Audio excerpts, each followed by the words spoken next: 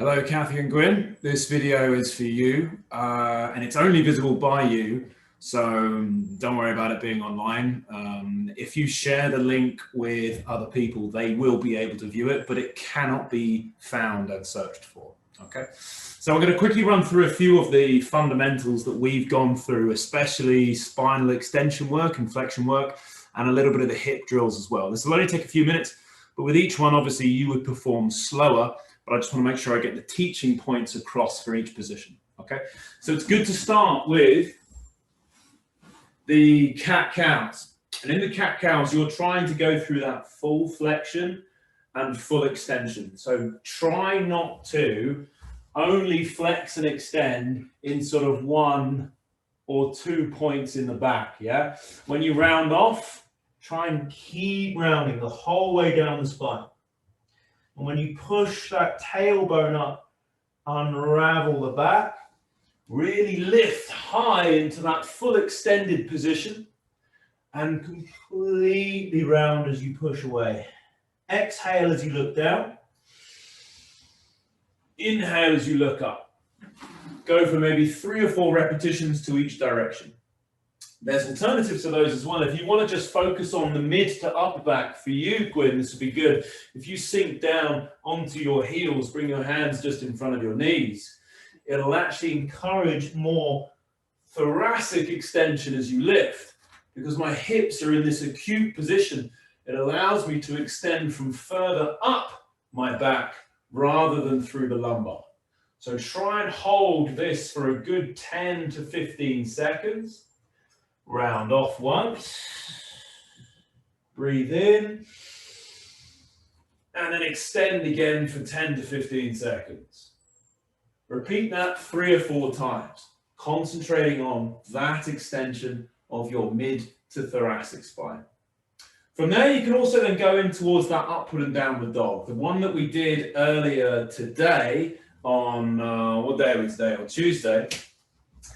When I was going through the peel up and peel down of the spine. So remember, through the front, you can lift slowly, leading with your head, chest, ribs, navel, hips, slowly back down through that upward dog position. Take it lovely and slow. Then you can transfer toes to the floor, hips up high.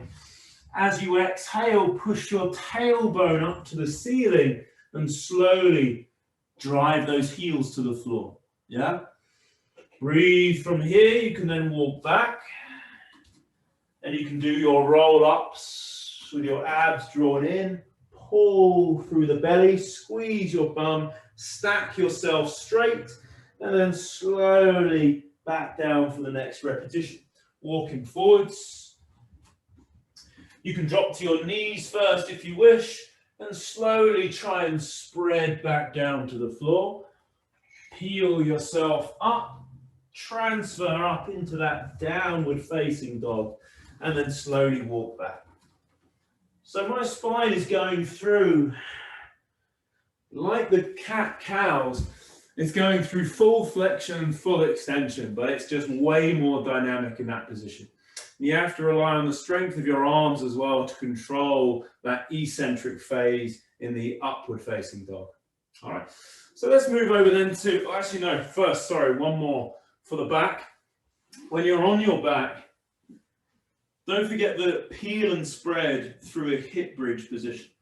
So on this, I'm trying to pull the belly in, peel my spine off the floor, leading from my sacrum all the way up to my shoulder blades, and then a lovely slow spread back down, hollowing out the belly until right at the end where I tilt the pelvis forward, creating an arch in my lower back once. Then you draw back in and slowly peel off.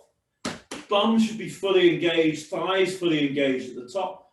Slowly spread. 1 breath in at the bottom, draw in, and slowly peel. You're going to do maybe sort of 45 to 60 seconds worth of lovely slow extension and flexion through the spine with that hip bridge. Okay, now into the hips. So freeing up your glutes is going to be a great way to help with any kind of lower back discomfort. So Cathy, for you, you were talking about every now and then getting that lower back pain. Stretching through the glutes will help. Passive stretch is when you lean forward in this 90-90 position, and you can see my back is still straight, yeah, straight to neutral. So I'm pushing my tailbone up as I bow forwards. Hold it here. You can hold it here for 2 minutes before you do any activation.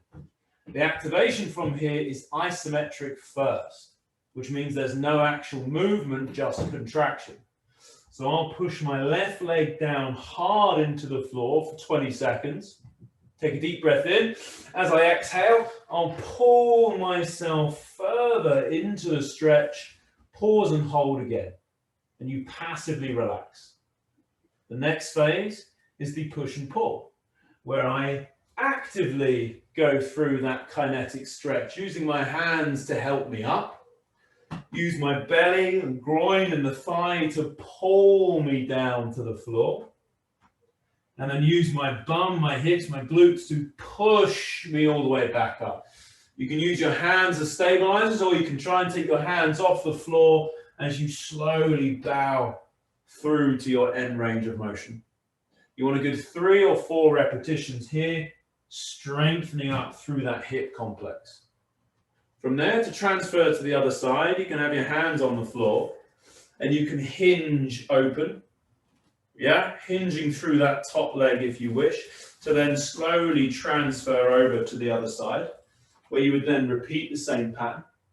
Or remember, your transfer could be hands off the floor and you slowly, with intent and purpose, transfer back and forth. Yeah. When you do this, picture the air around you as being dense. So I'm having to fully engage through my hip, through my thighs, to carve through the air as I bow, then back and forth and transition side to side. Okay. It's always good as well to pause in that bear sit for a moment. You can have hands on, you can little push through and get into that stretch. Through this position, there's also that swimmer pattern with your arms up, elbows flexed. I won't go through the breakdown of this. I'll just show you the full pattern in itself. As you come to the side, you internally rotate, lift the hands up the spine, push away, slowly back to horizontal, rotate, all the way overhead, flex, and repeat. Yeah? So I know that earlier today on the Tuesday, we went through and we broke down each individual part. Don't worry about that for the time being. Just go through that slow swimmer all the way up and all the way down. Okay. When it comes to the hips, there's the standing controlled articular rotation. Don't forget that with your hand on the side, where you take that hip through its full range standing up. It's one of my favorite drills. I do really enjoy this because it also acts as a good way of screening for me, because then I can see when people are compensating. General rule of these: keep the shoulders still, yeah, torso still. So as I rotate round and push through my hips full range of motion, I'm imagining that I'm full with water up to my shoulders, and I'm trying not to spill a drop, yeah, as it goes around. It's 3 very slow. I'm doing them a little bit too fast. Very slow, very controlled reps, and then you would change sides. Without wanting to give you too much, I'd say that's probably about it. I know that for you, Gwyn, just having a look at your program. Now the squats, we don't need to drill through those. Barefoot swimmers, sprinters drill. What I would say is, when it comes to your neck rotations, the general rule on CARs, controlled articular rotations, is avoid pain. So as you're going through that circle, if you get a closing angle pain here, you come out of the circle by a few degrees and then continue on. Yeah. Start with a low degree of irradiated strength to start at, say, 20 to 30% as you go through. When you're very confident with it, you can push at 60 to 70% of your max effort, where you're really picturing that dense air around you as you carve through it.